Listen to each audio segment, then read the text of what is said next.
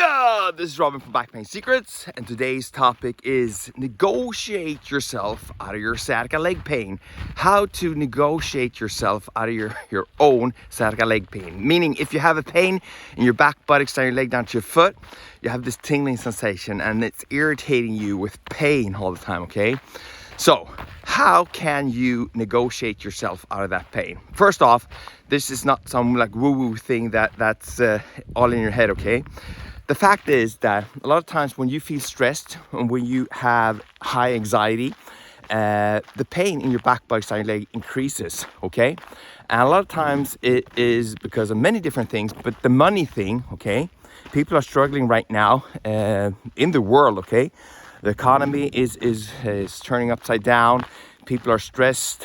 They're making less money. They're getting less money for their buck, right? The inflation is increasing, and it's causing a lot of stress and frustration and anxiety for people around the world, okay? And the best way to make money or improve your money situation is to be able to negotiate, okay? And this is something that I had to learn the hard way, okay? I'm in healthcare. I'm a back pain expert. I worked as a physiotherapist for over 20 years now, but I also run 2 physiotherapy clinics, and I do these online courses. So before I start to learn how to negotiate, okay, things weren't going very well for me. I was paying way too much for everything, all services. Someone told me, I want this amount of money to do that for you, and I just paid them, okay.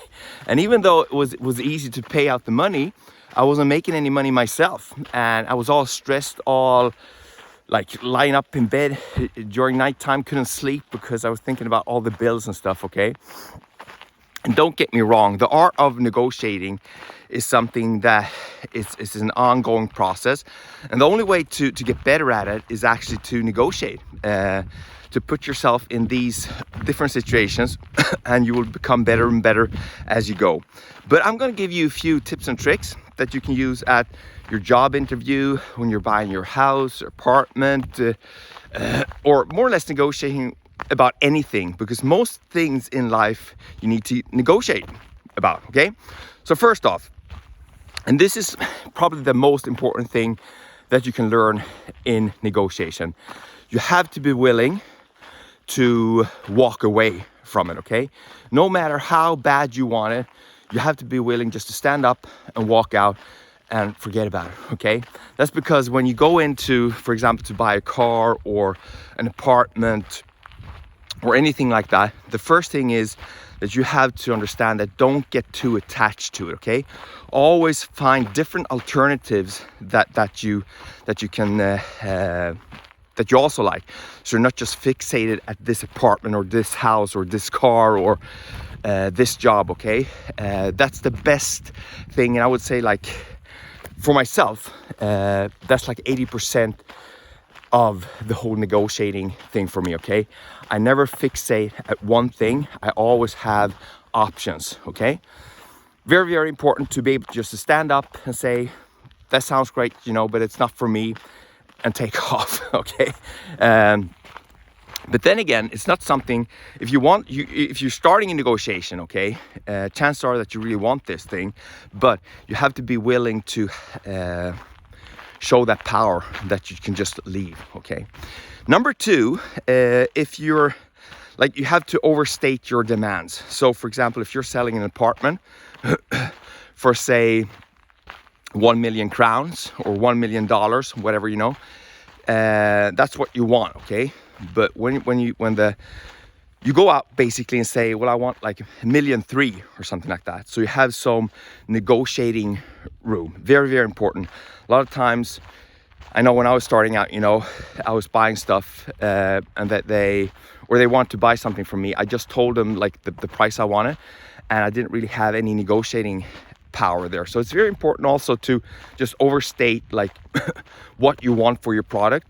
And if you're buying something, for example, if you're buying a car for, let's say, $5,000, that's like your what you think it's worth, and they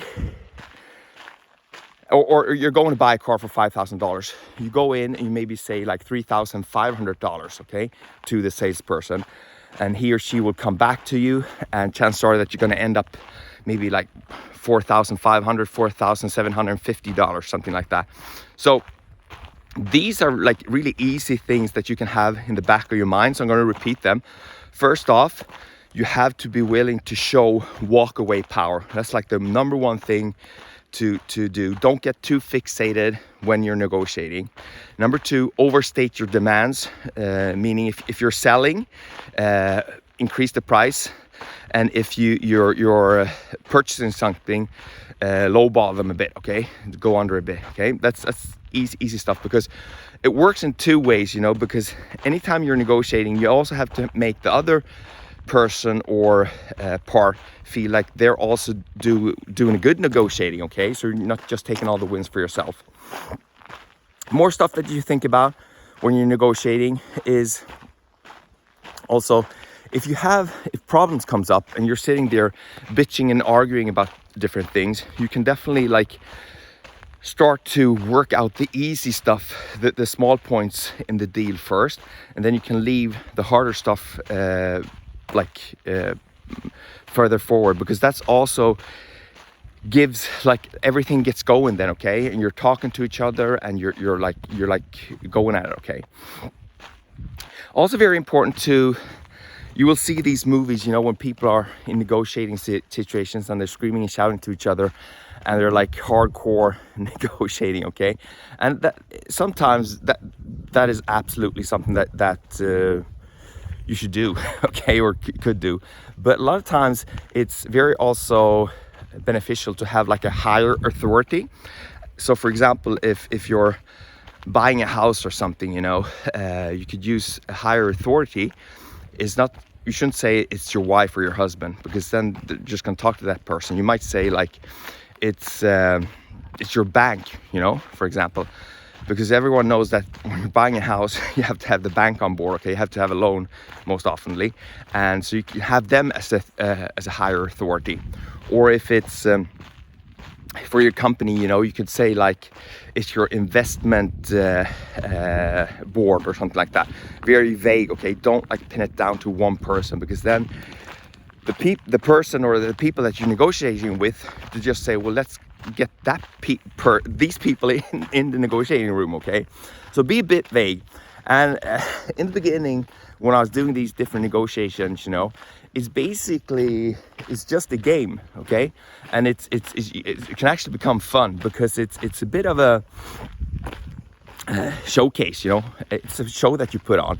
It's a song and dance, and you can have fun with it, or you can get really irritated with it. And especially in the beginning, you know, I got really irritated with people when they were doing these things with me. And I remember this one guy, it was my first online business, that I was selling these Tempur mattresses, okay? And I was having some success online with that. And this dude, he had worked for McDonald's, right? A bit older than me, but like very, very seasoned businessman, and I was like a newbie, right? And he was doing all these different tricks on me, and he got me so angry. And he was pushing all my buttons, and all the tricks he was playing on me, he was just like using me as these like puppets, you know. And he was jumping around, and after that negotiation, he got a really good deal, and I had a really, really shitty deal. But I learned something there, you know, because I was thinking afterwards, going through when we did this deal, that how the hell was he able to like push all my buttons like that? And then I decided just to get some knowledge regarding negotiation, and it just, when reading these books, I could see that he was using all of these different gambits or tricks and trips on me, and I fell for them, all of them. So it was a good lesson, expensive lesson, but a good lesson. And I still I'm an okay negotiator. I'm not like the world's best negotiator, but at least I know a few tips and tricks now. And when you meet a seasoned person that knows how to negotiate, you have to it's important that you understand what they're doing to you, so you don't get angry, you don't get frustrated. And if you get good at negotiation, it can actually be fun if you meet someone and you're like spitballing back and forth, and you're you're trying to get a good deal. Okay. You might say, you know, why, Robin, are you talking about negotiation? I have leg pain, I have sciatica pain, back pain, you know. It's because a lot of times the money thing creates a lot of stress in your body that goes to your back and leg. And learning how to negotiate will help you to get better finances in your life. But because it's like the fastest way to make money is to negotiate. So hope that helps. Take care, and guys and gals, don't forget, you're just one step away from reducing or even fixing your sciatica leg pain. Bye bye.